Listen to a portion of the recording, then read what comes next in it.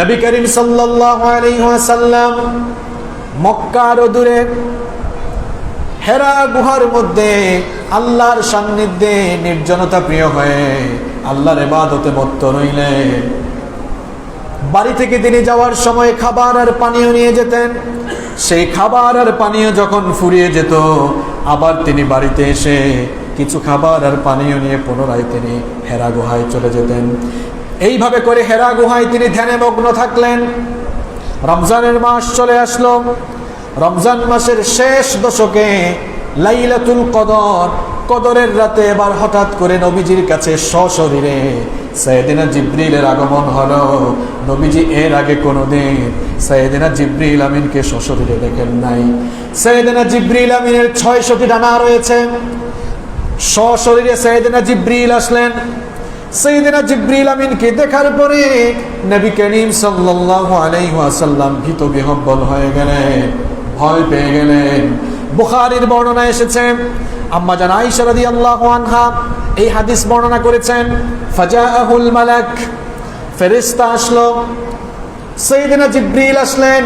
সাইয়েদিনা জিবরিল এসে বললেন, ফাকালা ইকরা, নবীজিকে বললেন ইকরা, রিড, পড়ো। ফাকালা রাসূলুল্লাহ সাল্লাল্লাহু আলাইহি ওয়াসাল্লাম, নবীজি তখন বললেন, মা আনা বিকারি, আমি তো পড়তে জানি না। জিবরিল আমিন তখন নবী করিম সাল্লাল্লাহু আলাইহি ওয়াসাল্লামকে খুব জোরে চেপে ধরলেন। নবীজি বলছেন, আমি যখন বললাম আমি পড়তে জানি না, সাইয়েদিনা জিবরিল আমাকে ফাআখাযানি ফাগাত্তানি হাত্তা বালাগা মিন্নিল জুহুদ, সাইয়েদিনা জিবরিল আমাকে এমন জোরে চেপে ধরলেন, আমার নিঃশ্বাস বন্ধ হয়ে যাওয়ার উপক্রম হয়ে গিয়েছিল, আমার খুব কষ্ট হচ্ছিল। সুম্মা আরসালানি, তারপরে তিনি আমাকে ছেড়ে দিলেন।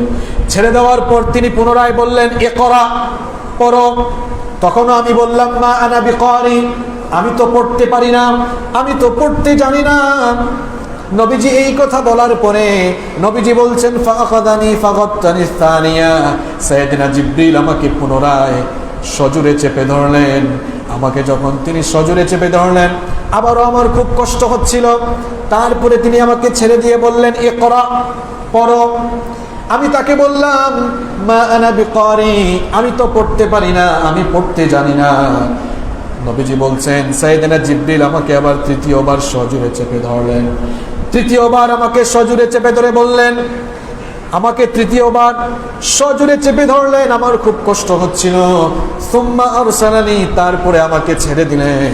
আমাকে ছেড়ে দেওয়ার পরে তিনি তেলাওয়াত করে শোনালেন, ইকরা বিসমি রাব্বিকাল্লাযী খালাক, খালাকাল ইনসানা মিন আলাক, ইকরা ওয়া রাব্বুকাল আকরামুল্লাযী আল্লামা বিল কলম, আল্লামাল ইনসানা মা লাম ইয়ালাম।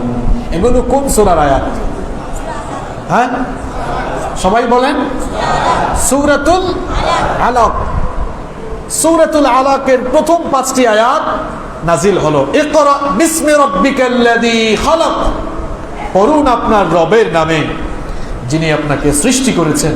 খালাকাল ইনসানা মিন আলাক, যিনি মানুষকে জমাট বাঁধা রক্তপিণ্ড থেকে সৃষ্টি করেছেন। ইকরা ওয়া রাব্বুকাল আকরাম, পড়ুন আপনার রব তো বড় দয়াবান। আল্লাযী আল্লামা বিল কলম, যিনি কলমের সাহায্যে শিক্ষা দিয়েছেন। আল্লামাল ইনসানা মা লাম ইয়ালাম, মানুষকে তিনি তা শিক্ষা দিয়েছেন যা মানুষ জানতো না। এই 5টি আয়াত নবীজির কাছে নাজিল হলো। এর আগে সশরীরে জিবরিল আমিনকে নবীজিকে কখনো দেখেছেন? দেখেন নাই। নবীজির কাছে জীবনে প্রথমবার জিবরিল এসেছেন। সাইয়েদিনা জিবরিলকে তিনি সশরীরে নিজের চোখে প্রথম দেখলেন, ভয় পেয়ে গেলেন। 5টি আয়াত তার উপরে নাজিল হলো। ভীত বিহ্বল হয়ে তিনি এবার বাড়িতে ছুটে গেলেন।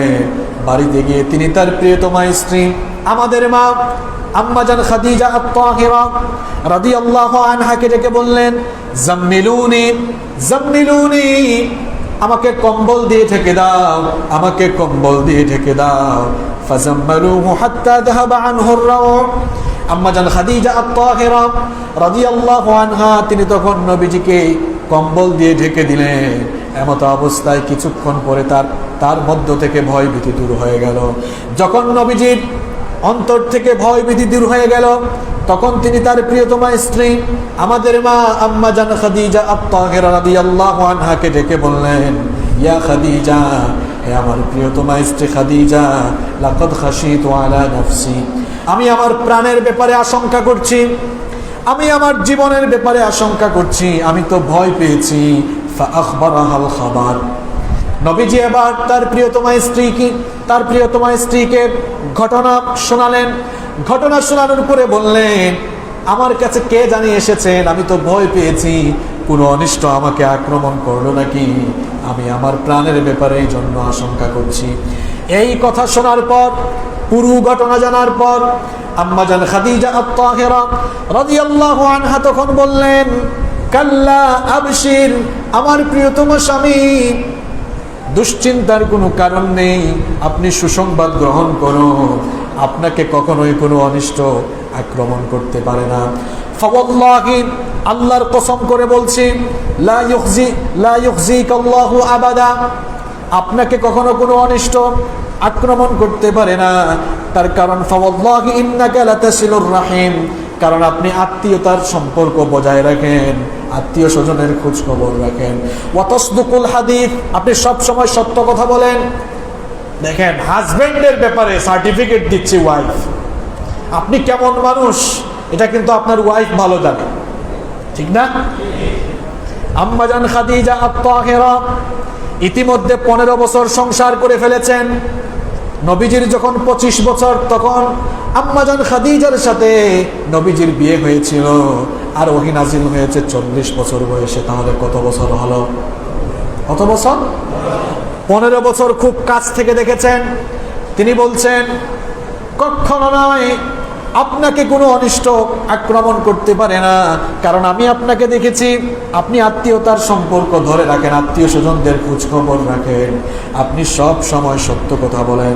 ওয়া তাহমিলুল কাল, শুধু তাই নয়, আপনি অসহায়দের বোঝা লাঘব করে দেন। ওয়া তাকসিবুল মাদুম, এবং সহায় সম্বলহীনদেরকে উপার্জন করে তাদেরকে আপনি দান করেন। ওয়া তাকরিদ দাইফ, শুধু তাই নয়, আপনি মেহমানদেরকে আপ্যায়ন করেন, মেহমানদারি করেন। ওয়া তুঈনু আলা নওয়াইবিল হক, এবং হকের পথে আসা লোকেরা যখন বিপদ আপদে পতিত হয়, তাদের সাহায্যের জন্য আপনি এগিয়ে যান। সুতরাং যার চরিত্র এত ভালো, যার চারিত্রিক মাধুর্যতা এত চমৎকার, সেই মানুষটিকে কখনো কোনো অনিষ্ট আক্রমণ করতে পারে না। আম্মা জান খাদিজা আত-তাহিরা রাদিয়াল্লাহু আনহা তখন নবীজিকে নিয়ে তার চাচাতো ভাই ওয়ারাকা বিন নাওফেলের কাছে চলে গেলেন। ওয়ারাকা বিন নাওফেল তিনি জাহিলি যুগে খ্রিস্টান ধর্ম গ্রহণ করেছিলেন, এবং তিনি ইনজিলের বড় একজন পণ্ডিত ছিলেন। তিনি ইনজিলকে আরবি ভাষায় অনুবাদ করেছিলেন। তিনি অত্যন্ত বৃদ্ধ এবং অন্ধ হয়ে গিয়েছিলেন। আম্মা জান খাদিজা আত-তাহিরা রাদিয়াল্লাহু আনহা ওয়ারাকা বিন নাওফেলের কাছে গিয়ে বললেন, আপনার ভাতিজার কথা শুনে, আপনার ভাতিজা কি বলছে আপনি একটু শুনে দেখেন। ওয়ারাকা বিন নাওফেল তখন মুহাম্মদ সাল্লাল্লাহু আলাইহি ওয়াসাল্লামকে বললেন, কি ব্যাপার ভাতিজা, তোমার কি হয়েছে? নবীজি তখন পুরো ঘটনা শোনালেন, যেভাবে হেরা গুহায় তার উপরে ওহী নাজিল হয়েছিল, পুরো ঘটনা ওয়ারাকা বিন নাওফেলকে শোনালেন। ওয়ারাকা বিন নাওফেল এই ঘটনা শোনার পর তিনি বললেন, হাদান নামুস, এটা তো নামুস, এটা ওই ফেরেশতা আল্লাযী উনজিলা আলা মূসা, যা ইতিপূর্বে মূসা আলাইহিস সালামের কাছে রব্বুল আলামিন পাঠিয়েছিলেন। মূসা আলাইহিস সালামের কাছে যেই ফেরেশতা জিবরিল এসেছিলেন, ওই ফেরেশতা তোমার কাছে এসেছে। এটাকে তুমি কোনো জিন ভূত মনে করো না, তিনি হচ্ছেন আল্লাহর প্রেরিত ফেরেশতা, তিনি তোমার কাছে এসেছেন এবং তোমাকে আল্লাহ নবী বানাবেন, এই জন্যই তিনি ওই ফেরেশতা দিয়ে তোমার কাছে ওহী নাজিল করেছেন। ওয়ারাকা বিন নাওফেল তখন আফসোস করে বললেন, লাইতানি, হায় আফসোস, তিনি তখন বললেন, লাইতানি ফিহা জাযান, লাইতানি আকুনু হাইয়ান, আমার আফসোস হচ্ছে, আমি যদি এখন যুবক হতাম, আমি যদি হায়াত পেতাম, তোমার লোকেরা, তোমার স্বজনের, তোমার লোকেরা, তোমার স্বজাতির লোকেরা যখন তোমাকে মক্কা থেকে বিতাড়ন করবে, তোমাকে যখন তোমার এলাকা থেকে বের করে দিবে, আমি যদি থাকতাম তাহলে আমি তোমাকে সবচাইতে বেশি সহযোগিতা করতাম। এই কথা শুনে নবীজি তাকে প্রশ্ন করলেন, আমি কি মক্কা থেকে বের হয়ে যাব নাকি? আমাকে কি এরা বের করে দিবে নাকি? তিনি অবাক হয়ে গেলেন, কারণ যেই লোকেরা 40 বছর তাকে এত ভালোবাসা দিয়েছে, এই লোকেরা তাকে বের করে দিবে, এটা তিনি বিশ্বাস করতে পারছিলেন না। এই জন্য তিনি বললেন, সত্যি কি এরা আমাকে বের করে দিবে নাকি? সত্যি কি বের করে দিবে নাকি?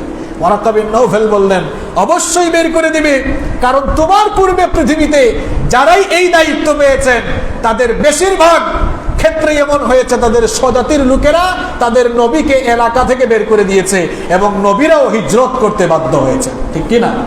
মুসা আলাইহিস সালাম হিজরত করেছেন, ইউসুফ আলাইহিস সালাম হিজরত করেছেন। আজও অনেক ভাইয়েরা ইমানের পথে চলে, আল্লাহর দ্বীনের পথে চলে, ঘর বাড়িতে থাকতে পারে না, বছরের পর বছর এলাকা ছাড়া, এমনকি অনেকে দেশ ছাড়া।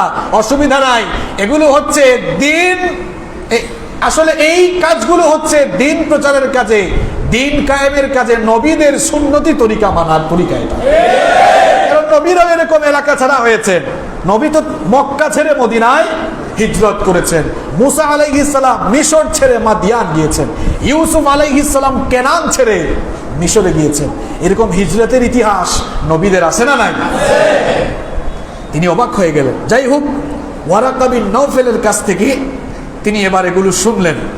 শোনার পরে নবী করিম সাল্লাল্লাহু আলাইহি ওয়াসাল্লাম আশা এবং আশঙ্কার দোলায় দোলায়িত হয়ে পুনরায় তিনি হেরা গুহায় ইতিকাফে চলে গেলেন। পুনরায় তিনি হেরা গুহায় আল্লাহর ইবাদতের জন্য চলে গেলেন।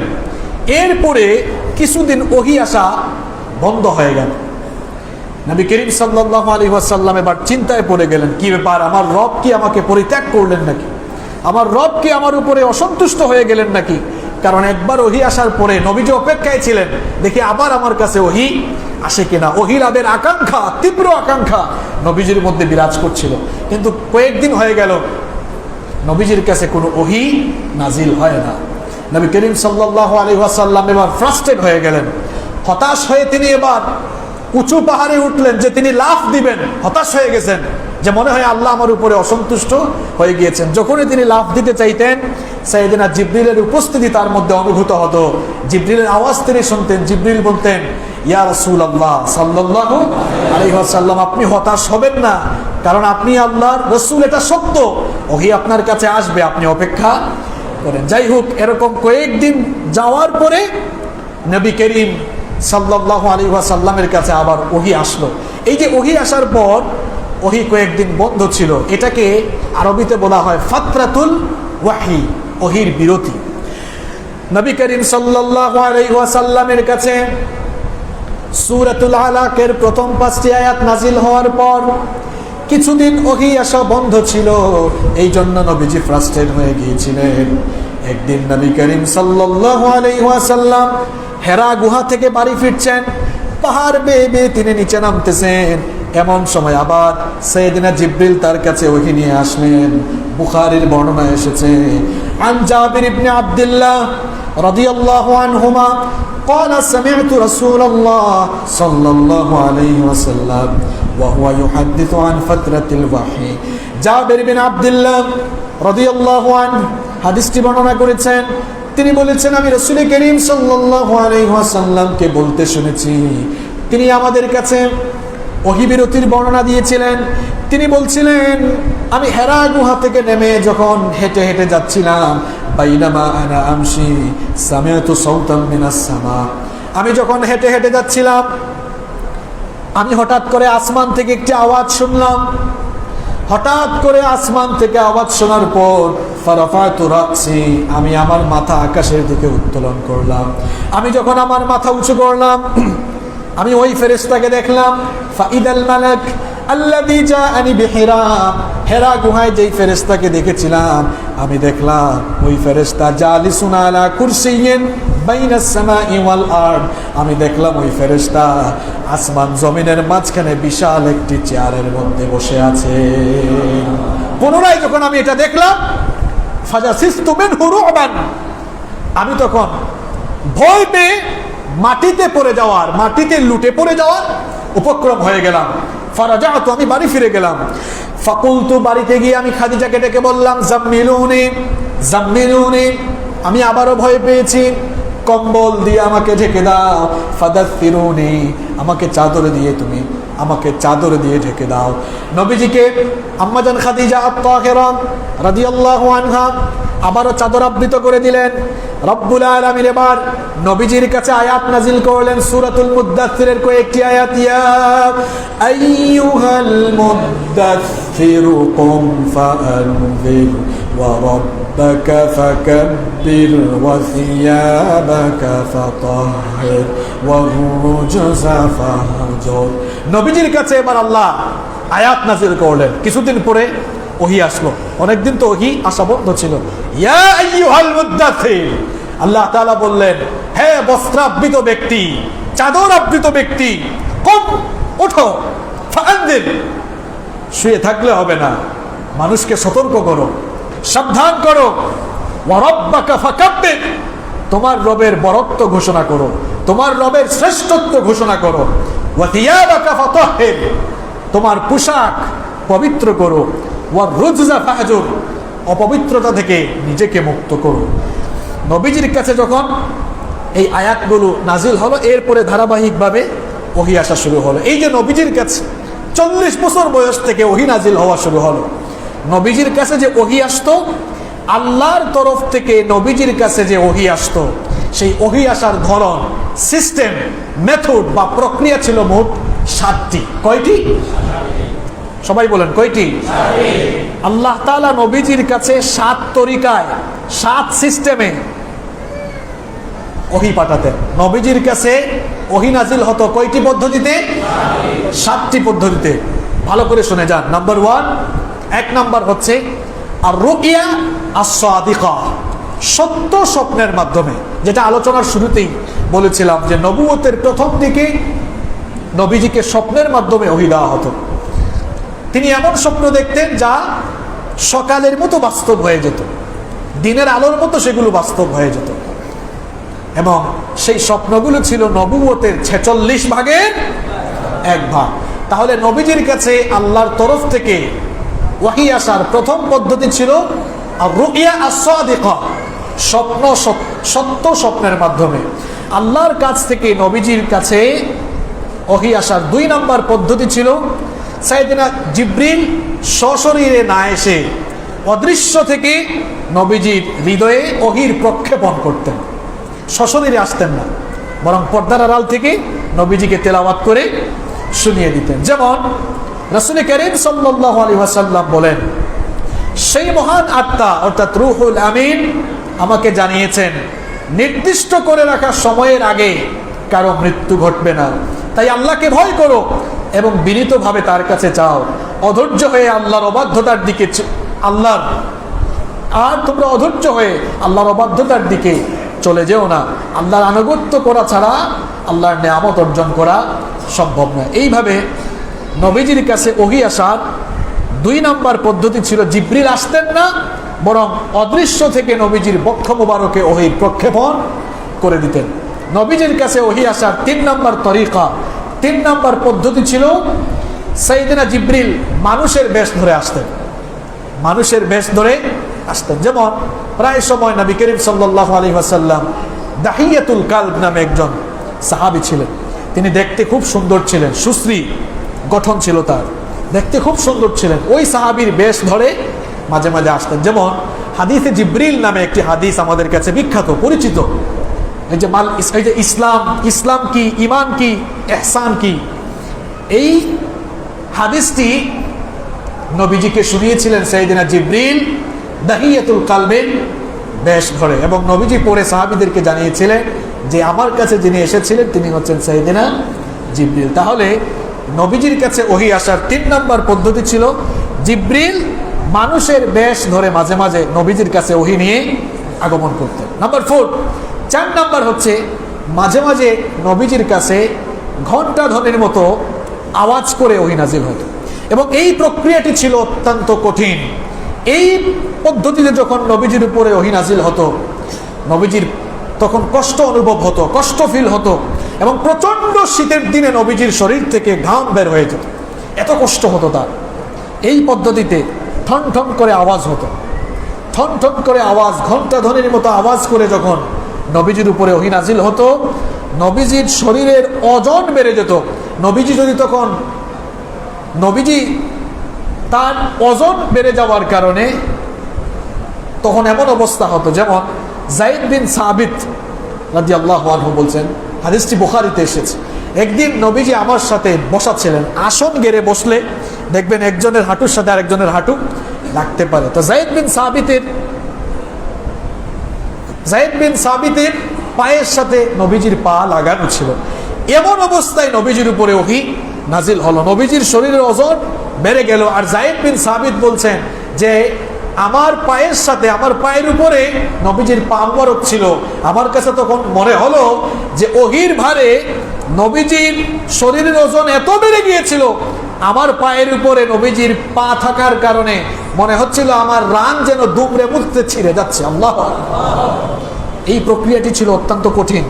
এই প্রক্রিয়ায় ওহী নাজিল হলে নবীজির খুব কষ্ট অনুভব হতো। নবীজির কাছে ওহী নাজিল হওয়ার 5 নাম্বার পদ্ধতি ছিল, সাইয়েদিনা জিবরিল তার নিজের আকৃতিতে সশরীরে নবীজির সামনে আসতেন। এটিও ছিল ওহী নাজিল হওয়ার আরেকটি পদ্ধতি। নাম্বার 6, নবীজির কাছে ওহী আসা 6 নাম্বার পদ্ধতি ছিল একেবারে সরাসরি আল্লাহ তাআলা নবীজির কাছে ওহী নাজিল করতেন। যেমন মেরাজের রাতে আল্লাহ তাআলা তার হাবিবকে তার সান্নিধ্যে নিয়ে গিয়ে আল্লাহ তাআলা তার হাবিবের সাথে কথা বলেছেন এবং সেখানেই কথা বলে নামাজ ফরজ করে দিয়েছেন। সুবহানাল্লাহ! তাহলে এটিও ছিল নবীজির উপরে ওহী নাজিল হওয়ার একটি তরিকা। নাম্বার 7 এবং সর্বশেষ হচ্ছে ফেরেশতার কোনো মাধ্যম ছাড়া আল্লাহ তাআলা নবীজির অন্তরে ওহী ঢেলে দিতেন। এই 7টি পদ্ধতিতে নবীজির কাছে ওহী নাজিল হতো। সম্মানিত মুসল্লিবৃন্দ, তাহলে নবীজির কাছে সর্বপ্রথম হেরা গুহায় ওহী নাজিল হয়েছিল। এরপরে কয়েকদিন ওহী আসা বন্ধ ছিল, যেটাকে বলা হয় ফাতরাতুল ওয়াহী। তারপরে সূরাতুল মুদ্দাথির নাজিল হলো। আল্লাহ তাআলা বললেন, ইয়া আইয়ুহাল মুদ্দাথির, হে বস্ত্রাবৃত ব্যক্তি, কুম ফাআনদির, উঠুন, লোকদেরকে সতর্ক করুন। আল্লাহ তাআলা যখন নবীজির কাছে ওহী নাজিল করে বললেন যে সবাইকে দাওয়াত দেন, এবার নবীজি দাওয়াতি কাজে মনোনিবেশ করলেন। সর্বপ্রথম তিনি দাওয়াত দিলেন তার নিজের ঘরে। আগে ঘরে দাওয়াত দিলেন, বাহিরে পড়ে। আগে কোথায়? ঘরে। সবার আগে তিনি তার নিজের ঘরে, নিজেরই স্ত্রী আমাদের মা আম্মাজান খাদিজা আত-তাহিরা রাদিয়াল্লাহু আনহাকে তিনি দাওয়াত দিলেন। দাওয়াত দেওয়ার পরে খাদিজা রাদিয়াল্লাহু আনহা কি কোনো প্রকার দ্বিধাবোধ করেছেন? নবী করিম সাল্লাল্লাহু আলাইহি ওয়াসাল্লাম সবার আগে তার নিজের প্রিয়তমা স্ত্রী আমাদের মা আম্মাজান খাদিজা আত-তাহিরা রাদিয়াল্লাহু আনহাকে দ্বীনের দাওয়াত দিলেন।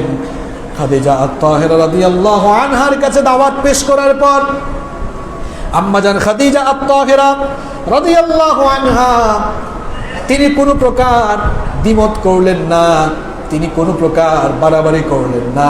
নবীজির কাছ থেকে দাওয়াত পাওয়ার পর তিনি বললেন, প্রিয়তম স্বামী আমার, দীর্ঘদিন আপনার সঙ্গে সংসার করেছি, 15টি বছর আমি আপনাকে কাছ থেকে দেখেছি। আমি আপনাকে কাছ থেকে দেখার কারণে আপনার চরিত্র সম্পর্কে আমি সবচাইতে ভালো জানি। আপনার চরিত্র দেখে, আপনার চরিত্র পর্যবেক্ষণ করে আমার কাছে এমনিতেই মনে হয়েছে এটা কোনো সাধারণ মানুষের চরিত্র হতে পারে না। নিঃসন্দেহে এটি নবুয়তের চরিত্র, নিঃসন্দেহে আপনি আল্লাহর প্রেরিত পয়গাম্বর, আপনি আল্লাহর নবী। এই জন্য আমি কোনো প্রকার দেরি না করে কালেমা পড়ে মুসলমান হয়ে যাচ্ছি। লা ইলাহা ইল্লাল্লাহু মুহাম্মাদুর রাসূলুল্লাহ সাল্লাল্লাহু আলাইহি ওয়াসাল্লাম। আম্মাজান খাদিজাতুল কুবরা রাদিয়াল্লাহু আনহা মুসলমান হয়ে গেলেন। এরপরে নবীজি তার সবচাইতে কাছের এবং প্রিয় বন্ধু, নাম কি? সবাই বলেন, নাম কি? আবু বকর রাদিয়াল্লাহু আনহুর কাছে গেলেন। আবু বকর রাদিয়াল্লাহু আনহু তখন মক্কার ধনাঢ্য ব্যবসায়ী ছিলেন। তিনি নবীজির চাইতে বয়সে 2 বছরের ছোট ছিলেন। বাল্যকাল থেকেই তারা খুব কাছের বন্ধু ছিলেন। এবার বলেন তো, বাল্যকাল থেকেই যারা বন্ধু, একজনের চরিত্র সম্পর্কে আরেকজন জানে কিনা? নবীজি এবার তার সবচেয়ে কাছের এবং প্রিয় বন্ধুর কাছে গেলেন। আপনার চরিত্র কেমন আপনার কাছের বন্ধুও কিন্তু জানে না? নবীজি আবার তার কাছের বন্ধু, প্রিয় বন্ধু আবু বকর রাদিয়াল্লাহু আনহুর কাছে গেলেন। সাইয়েদনা আবু বকরকে গিয়ে বললেন, ও আমার প্রিয় বন্ধু, আমার কাছে জিবরিল এসেছিলেন, ওহী নাজিলের ঘটনা শুনালেন। তিনি বললেন, আমাকে তো আল্লাহ তাআলা রিসালাত দিয়েছেন, আমি তোমার কাছে দ্বীনের দাওয়াত পেশ করছি, তুমি কি দাওয়াত কবুল করবে নাকি? সাইয়েদনা আবু বকর রাদিয়াল্লাহু আনহু নবীজির জবান মোবারক থেকে এই কথা শুনে বললেন, প্রিয় বন্ধু আমার, ছোটবেলা থেকে আমি আপনাকে দেখেছি, আপনার এই অসাধারণ চরিত্র, এটি প্রমাণ করে এটি কোনো সাধারণ মানুষের চরিত্র হতে পারে না, নিঃসন্দেহে এটি নবুবতের চরিত্র। এই জন্য আমি কোনো প্রকার সন্দেহ পোষণ করা ছাড়াই কালেমার ঘোষণা দিলাম, লা ইলাহা ইল্লাল্লাহু মুহাম্মাদুর রাসূলুল্লাহ সাল্লাল্লাহু আলাইহি ওয়াসাল্লাম। তিনিও মুসলমান হয়ে গেলেন। এরপরে নবীজি তার চাচাতো ভাই শেরে খুদা সাইয়েদনা আলী ইবনে আবি তালিব তার কাছে গেলেন। তিনিও দাওয়াত কবুল করলেন। কোন বর্ণনায় পাওয়া যায় তখন তার বয়স ছিল 10 বছর, আবার কোন রওয়ায়াতে পাওয়া যায় 8 বছর। তিনিও ইসলাম কবুল করলেন। এবার নবীজির পালক পুত্র যায়েদ ইবনুল হারিসা, তাকে নবীজি দাওয়াত দিলেন। তিনি জাহেলে যুগে দাস হিসাবে বিক্রি হয়েছিলেন। এরপরে আম্মাজান খাদিজা আত-তাহিরা রাদিয়াল্লাহু আনহা, তিনি যায়েদ ইবনুল হারিসাকে নবীজির কাছে সুপর্দ করেছিলেন। নবীজি যায়েদ ইবনুল হারিসাকে তার নিজের পালক পুত্রের মতো স্নেহ মমতা ভালোবাসা দিতেন। আর যায়েদ ইবনুল হারিসা নবীজির কাছে আসার পর, নবীজির সান্নিধ্যে আসার পরে তার পরিবারের লোকেরা নবীজির কাছে এসেছিল।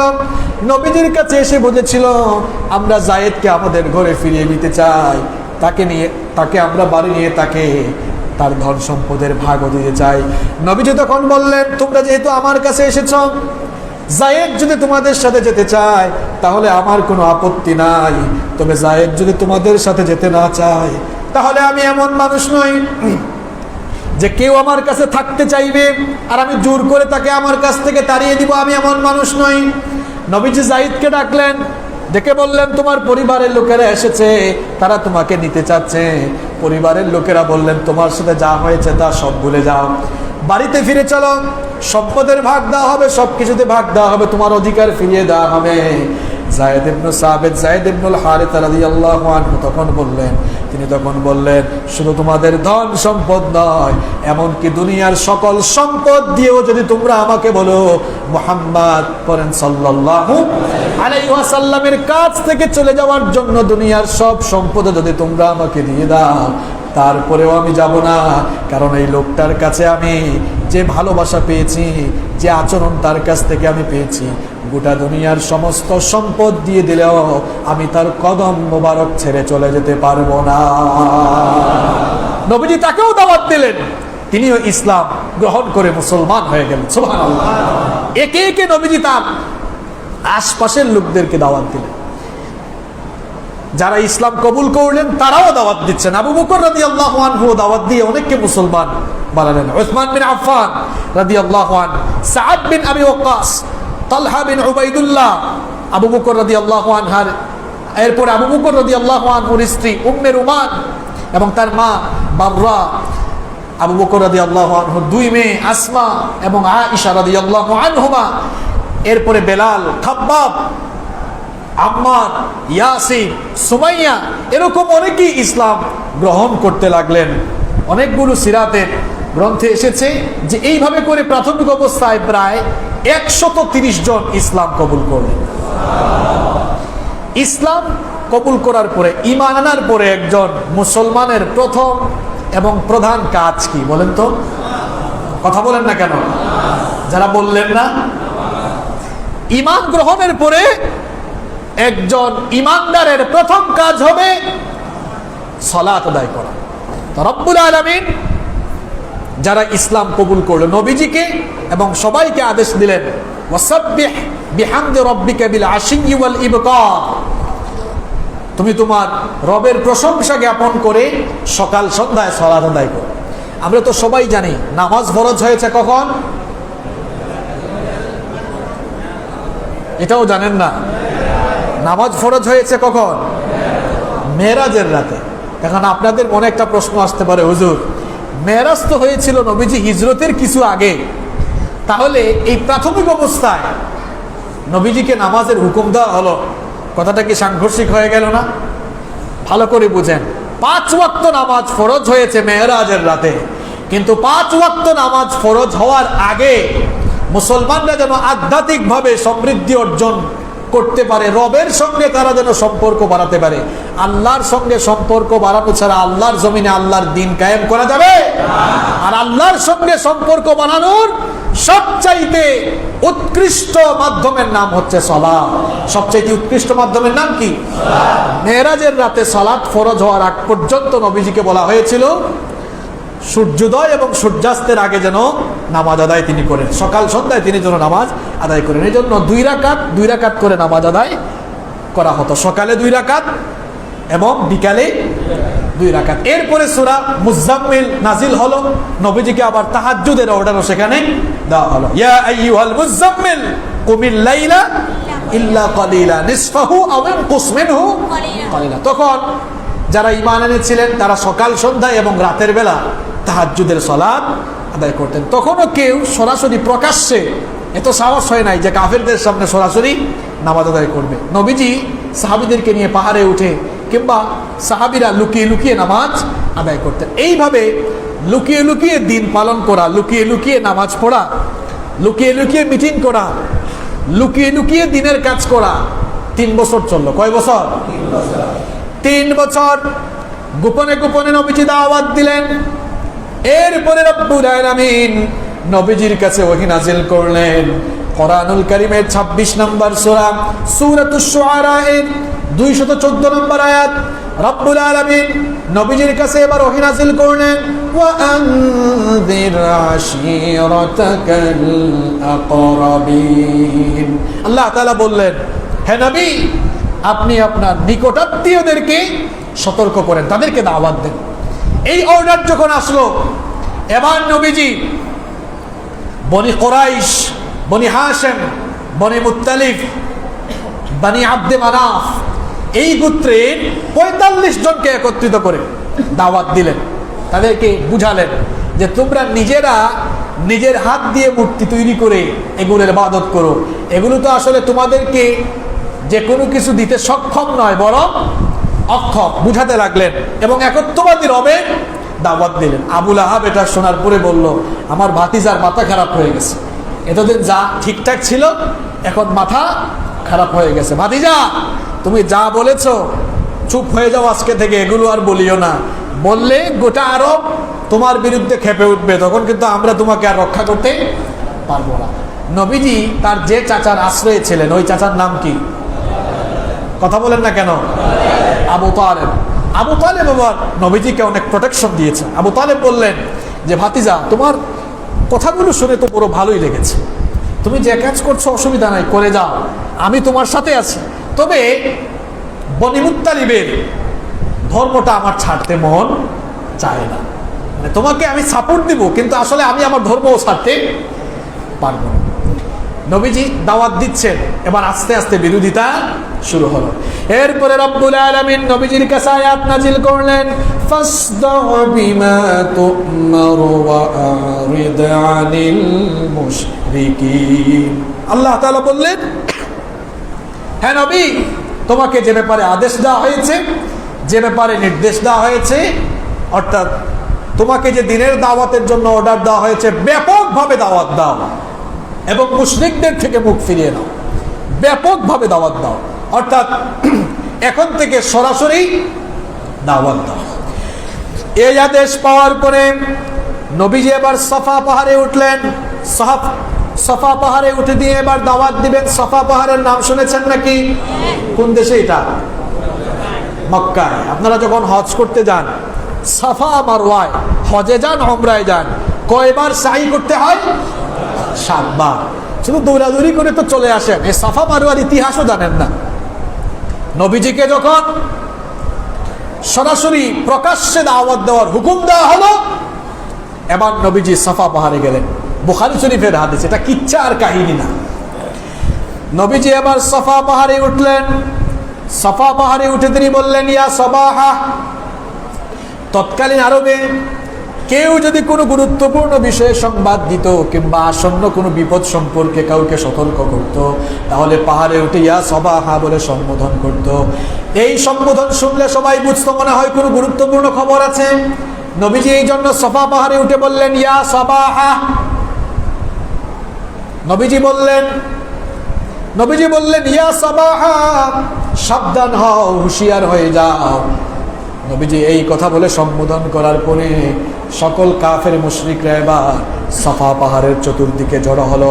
সবাই সবার কাজকর্ম ফেলে দিয়ে সাফা পাহাড়ের চতুর্দিকে এবার জড়ো হয়ে গেল, সমবেত হয়ে গেল।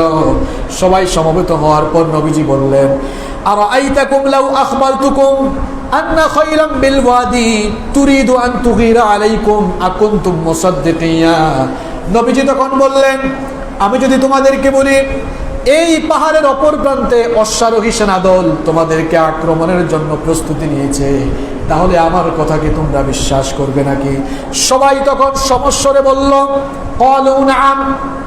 তারা বলল, হ্যাঁ, তোমার কথা তো বিশ্বাস করতেই হবে। তার কারণ হলো, মা জাররাবনা আলাইকা ইল্লা সিদকা, তোমাকে কোনোদিন আমরা মিথ্যা বলতে শুনি নাই, সুতরাং তুমি বললে আমরা এক বাক্যে সবাই মেনে নিব, বিশ্বাস করব।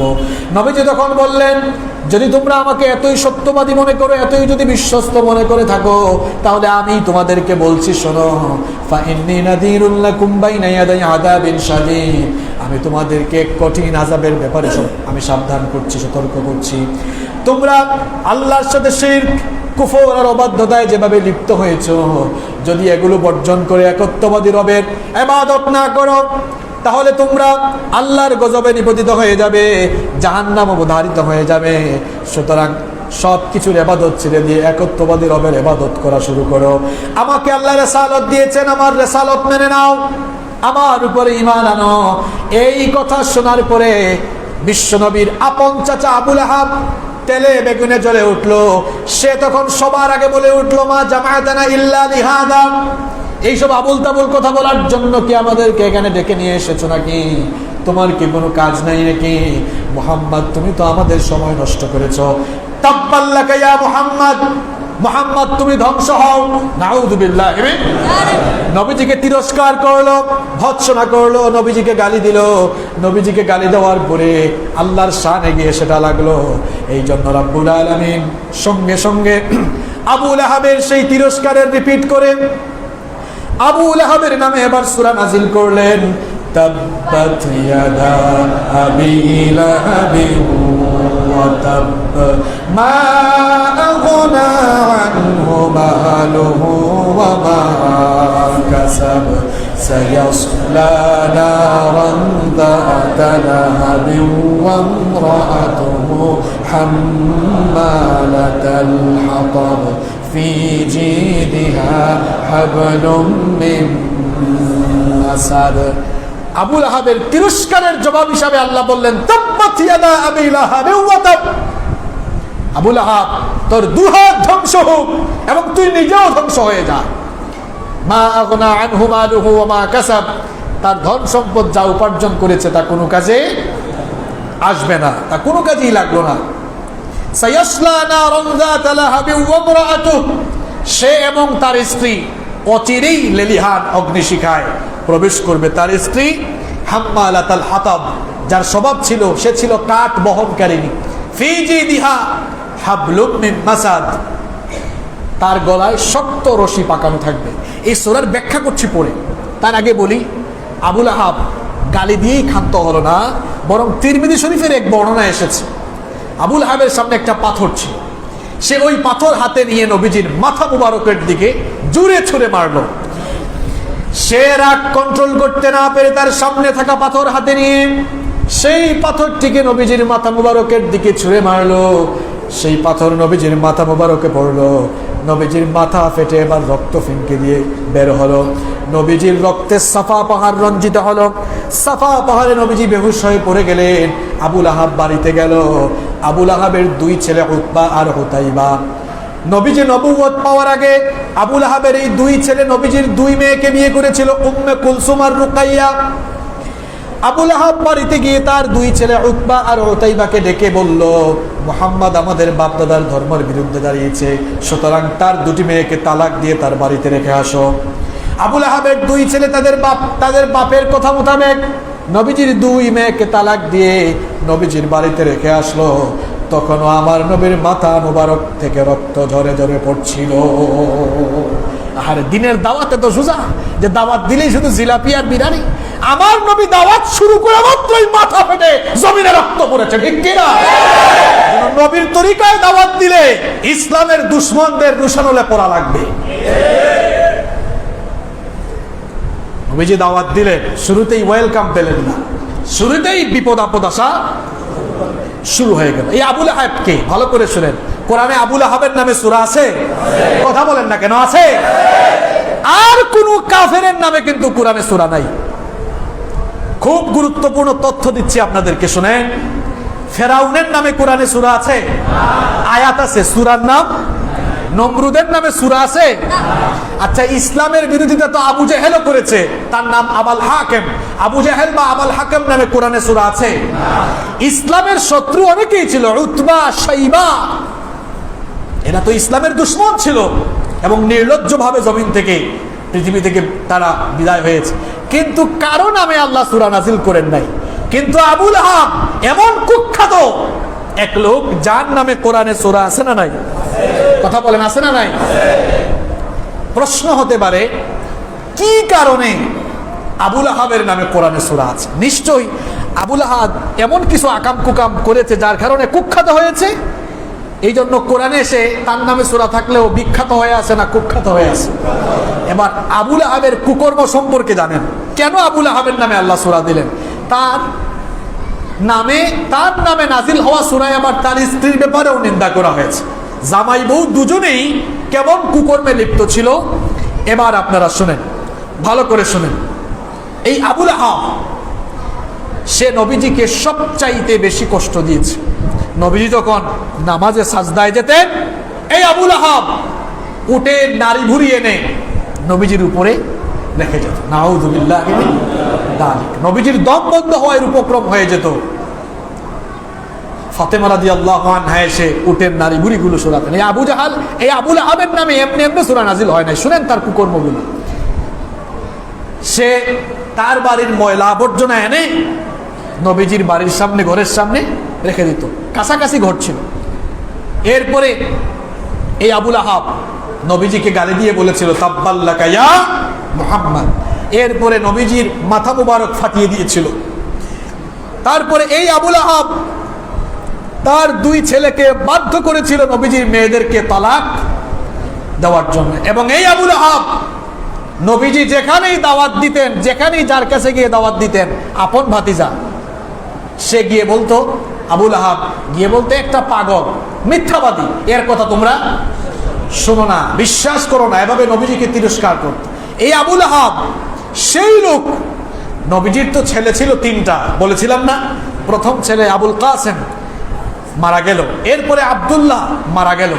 আব্দুল্লাহ যখন মারা গেল, এখন ভাতিজার ছেলে মারা গেছে। আনন্দ হওয়ার কথা নাকি সুখ প্রকাশ করার কথা? আবুল আহাব কি করল? সুখ প্রকাশ না করে এবার আনন্দ প্রকাশ করে গোটা মক্কায় বরে বেলারও মুহাম্মদের নাম নিশানা মুছে গেছে। মুহাম্মদ আবতার হয়ে গেছে। আবতার মানে নির্বংশ হয়ে গেছে।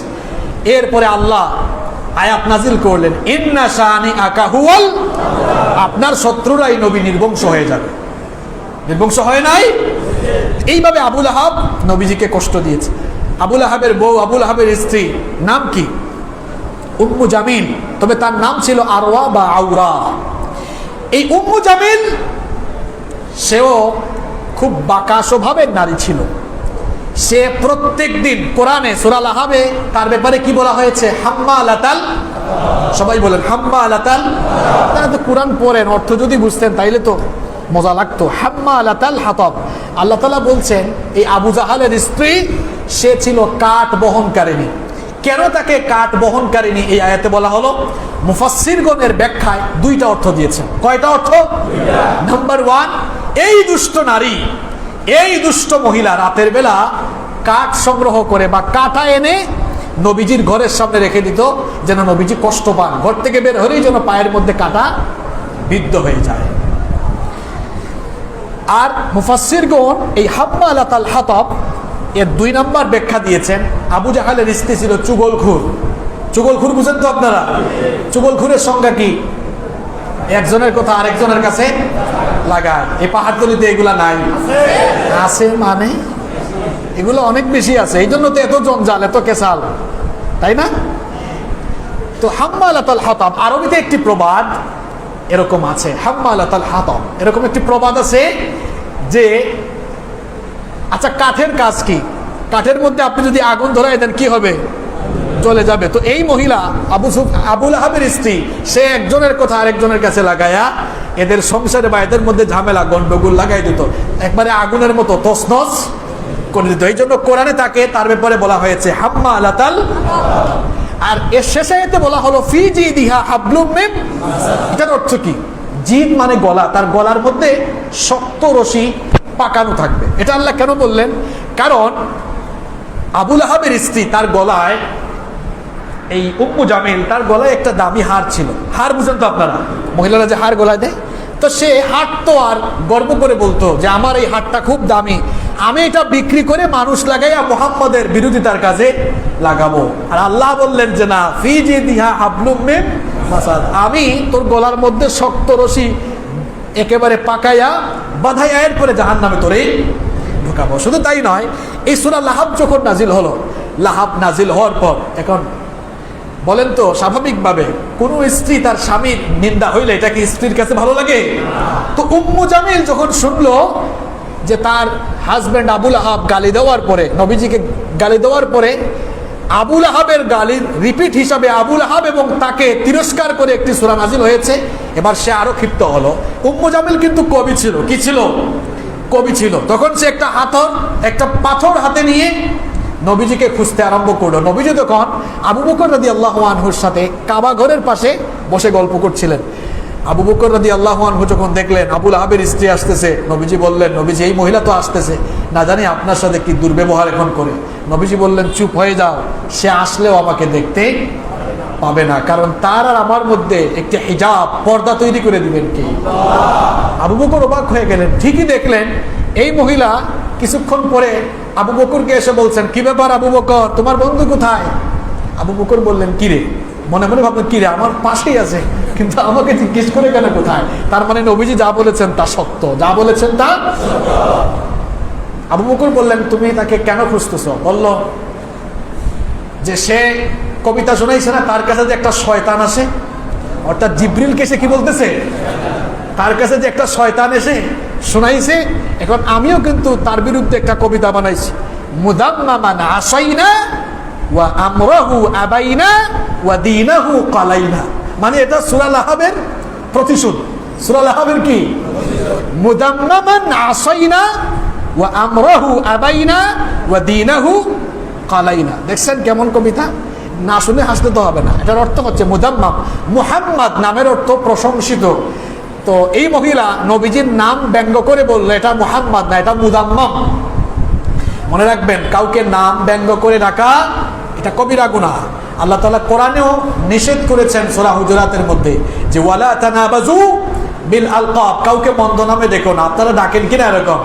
হ্যাঁ, নাম হচ্ছে জামাল, অনেকে ডাকে কিরে জামাইল্লা। নাম কামাল, বলে কিরে কামাইল্লা, ডাকে কিনা এরকম? না, এরকম ডাকাটা গুনাহের কাজ, আল্লাহ তাআলা নিষেধ করেছেন। তো নবীজির নাম মুহাম্মদ, আর এই মহিলা এসে বলল কি মুদাম্মাম। মুহাম্মদ মানে প্রশংসিত, আর মুদাম্মাম মানে নিন্দিত, একটা আরেকটার বিপরীত। তো সে বলল মুদাম্মামান আসাইনা, এই নিন্দিত লোকটি আমি অবাধ্যতা করছি, ওয়া আমরাহু আবাইনা, তার নির্দেশ আমি অমান্য করি, ওয়া দীনাহু কালাইনা, তার দিনকে, তার ধর্মকে আমি ঘৃণা করে প্রত্যাখ্যান করি। তো এই আবু লাহাব, তার নামে কোরআনে সূরা আছে। তো আবু লাহাব নবীজিকে এমন তিরস্কার করার কারণে, নবীজির সাথে বেয়াদবির কারণে আবুল আহাব এবং তার বউয়ের পরিণতি কি ভালো হয়েছিল? এবার আলোচনার শেষ অংশে আমি আপনাদেরকে সংক্ষেপে বলছি এই আবুল আহাবের পরিণতি কেমন হলো। বদর যুদ্ধের 1 সপ্তাহ পরে আবুল আহাবের গলায় প্লেগ মহামারী একটা ফুরা দেখা দিল। এখন বর্তমান যুগে আমরা যেটাকে গুটি বসন্ত বলি, গুটি বসন্ত বুঝেন তো আপনারা, তার গলার মধ্যে গুটি বসন্ত হলো। এই রোগের প্রভাবে তার সারা দেহ পচে গেল এবং এটি সংক্রমিত হয়ে মারা গেল।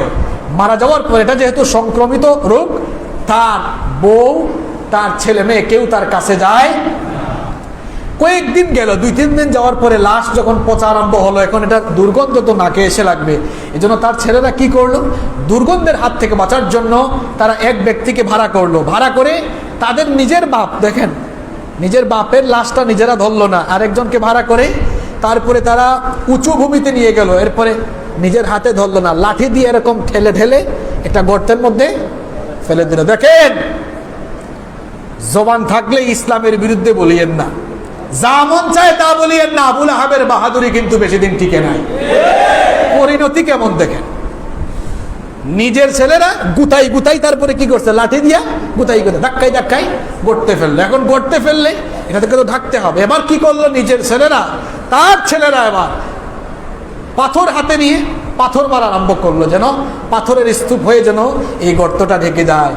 নবীজিকে পাথর মেরেছিল আবুল আহাব। আল্লাহ প্রতিশোধটা কেমনে নিলেন দেখেন, প্রতিশোধটা আল্লাহ কেমনে নিলেন। মরার পরে নিজের আপন ছেলেদের পাথরের আঘাত শিখেছে, ঠিক কিনা? এটা চিরন্তন সত্য। নবীজির সঙ্গে যারাই বেয়াদবি করেছে দুনিয়া আখিরাতে ফল পেয়েছে, দুনিয়ায় পেয়েছে। এই যে লার্স ভিক্সের কথা কয়েক জুমা আগে বললাম না, ওই যে সুইডিশ কার্টুনিস্ট কয়েকদিন আগে মারা গেল না আগুন লেগে, 2007 সালে নবীজির কার্টুন বানিয়েছিল।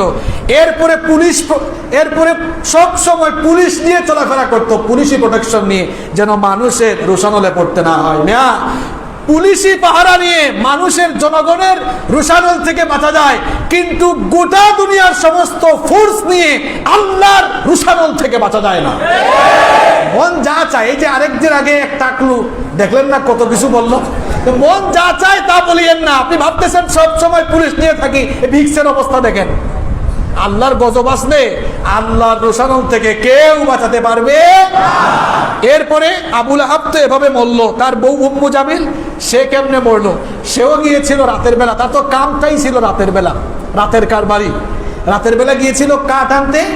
রাতের বেলা কাঠ সংগ্রহের জন্য যখন সে গিয়েছিল, ক্লান্ত হয়ে একটি পাথরের উপরে বসে পড়েছিল। তাফসিরে কুরতুবীর মধ্যে এসেছে, তখন ফেরেশতারা তাকে পেছন দিক থেকে টেনে ধরে তাকে ওখানেই গজব দিয়ে ধ্বংস করে দিয়েছিল। এরপরে উতাইবা, যে ছেলেটি নবীজি, আবুল আহাবের যে ছেলে উতাইবা নবীজিকে বেশি কষ্ট দিয়েছিল, সেও কিন্তু সিরিয়া থেকে তার বাপের সাথে, আবুল আহাবের সাথে ফিরে আসার সময় ওখানে এক বাঘের আক্রমণে সে নিহত হয়েছে। এভাবে নবীজির বিরুদ্ধে গেলে দুনিয়া আখিরাতে জিল্লতি আছে না নাই?